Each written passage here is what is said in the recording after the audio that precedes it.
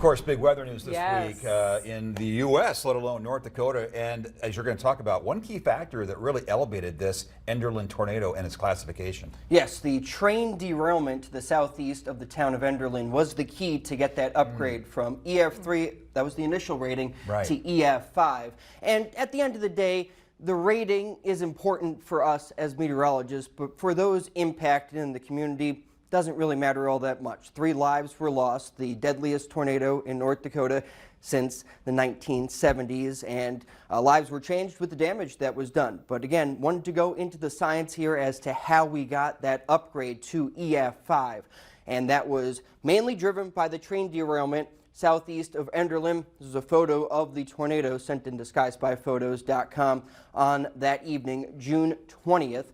Between 11 and 11:20 is when the tornado happened. It tracked generally from south to north and then occluded back as the derecho kind of absorbed that supercell thunderstorm that produced this EF5 tornado with a 12-mile path length that was over a mile wide at its maximum width. And there was a secondary EF2 tornado that was spawned by the same supercell later on. But the EF5 level winds were categorized by that train derailment. EF4 level winds was noted by tree damage near the Maple River, as well as a couple of homes destroyed along Highway 42. Each one of these triangles is a damage indicator that the National Weather Service surveyed after the fact. EF3 level winds were observed at a couple of farmsteads and a transmission line.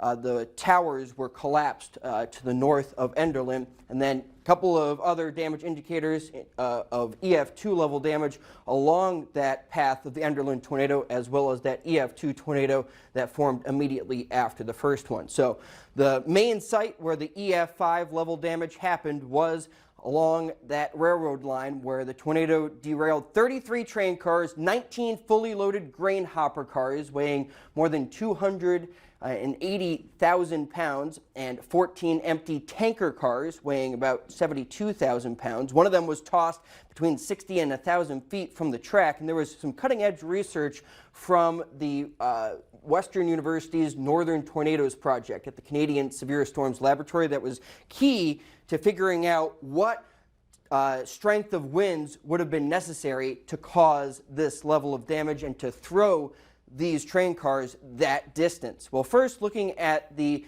grain hopper cars, there was one that was completely flipped over, a couple others that were just tipped over. Potential wind speeds of 230 miles per hour were calculated to completely overturn that fully loaded grain hopper car, and then potential wind speeds of more than 266 miles per hour were calculated to be required to loft that empty tanker car 475 feet from the previous tanker car it was attached to before it was pulled off the track. So just incredible images here showing how far that very, very heavy object, that tanker car, was tossed by the tornado. And experts applied findings from a peer-reviewed study published in 2024, so really new research, which said that lofting large compact objects more than 160 feet would generally indicate EF5 level winds, and heavy objects of this caliber certainly classified for that upgrade to an EF5 tornado. It's the first EF5 tornado in the entire country since 2013, more than 10 years ago in Moore, Oklahoma. The first of this caliber in North Dakota since June 20th, 1957, so the same calendar date all that time ago. That one was in Fargo. But using the EF scale, it's a damage scale, using damage indicators and the degree of damage to match up the associated wind speeds estimates with the damage that was done.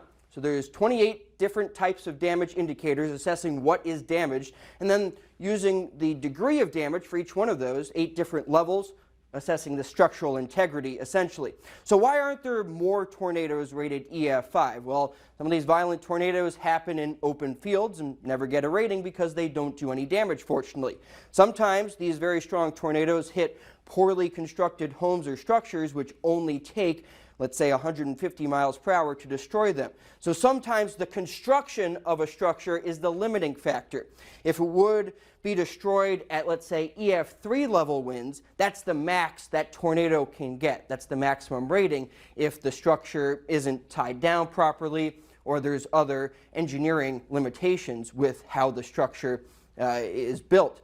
So in order to get that EF5 level rating, we kind of needed a unique damage indicator, in this case, the train car, which had never been done before, to figure out what wind speeds would have been required to do that damage, to hurl that train car that distance. And this is the damage path on satellite east of Enderlin, showing the scar along the ground months later, once that tornado cleared out. Certainly June 20th, a memorable date for many across the region, especially those in the Enderlin area, and now in the weather history books as an EF5. A lot of people wonder too, months away from then, right? Why did it take so long? So much research went into this, and again, that grain car, really the telling factor of all of this. As you mentioned, if nothing had happened, we didn't see that, it would have been rated as perhaps that EF3. It would have stayed that way. And now future tornadoes, or even past ones, might be looked at closer to see, can we get a more accurate wind assessment from the damage? Interesting. Good point, yeah. All Thank you, right. Jacob. Hey, you're welcome. Jacob.